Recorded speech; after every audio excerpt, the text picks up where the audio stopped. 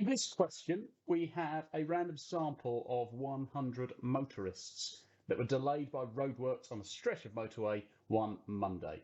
And we have the table of information involving the delay in minutes and the number of motorists. The table's also been quite helpful to us in that it has given us the midpoint of each of the intervals as well. Part B asks you to use linear interpolation to estimate the median delay. First thing you need to look at is where would the median be situated? Well, we have a random sample of 100. So our median value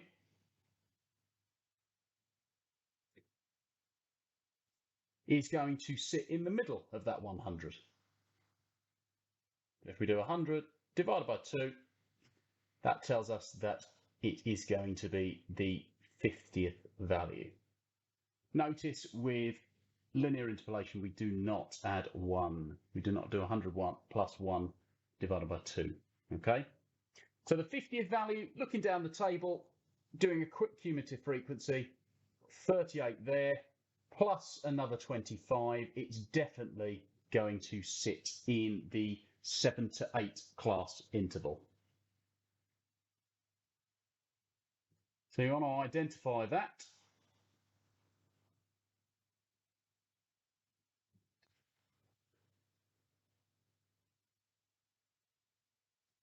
Okay, so now moving on to the linear interpolation calculation.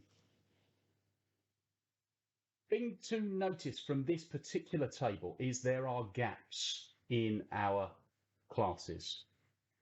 If there are gaps, that means we need to make sure there are no gaps. So just looking at the class that we are concerned with, I'm going to take the bounds of that. So rather than being 7 to 8, it is going to be 6.5 up to 8.5. Linear interpolation can be done a number of different ways. The way that I personally do it is I use a line diagram. We draw a line across there. We write the number that is at the bottom, or the lowest possible value that could be in that interval is 6.5. The highest possible value is 8.5. And we know that median, so n, is somewhere in between 6.5 and 8.5.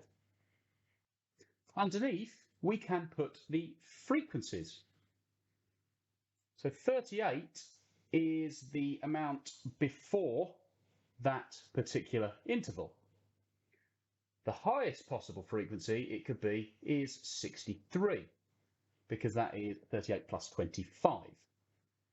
And we know that our median value lies at the 50th value. So what we can do with this particular diagram is form two equivalent fractions. Because if we think that m is a certain way along in this class, so I could write that m take away 6.5 over 8.5 take away 6.5. That will tell us what fraction m is into that particular class. We can write the equivalent fraction using the values. So we've got 50, which is our median value. Take away 38, which is the lowest value. And then do exactly the same on the bottom. We can do 63, which is the highest value. Take the lowest value.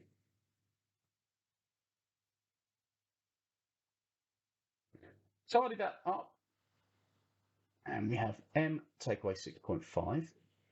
I'm going to do the subtraction and the multiplication at the same time. So we've got 2.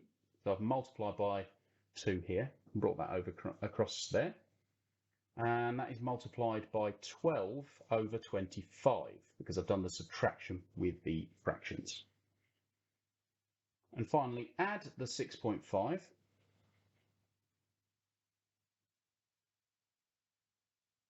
And multiply by the 2.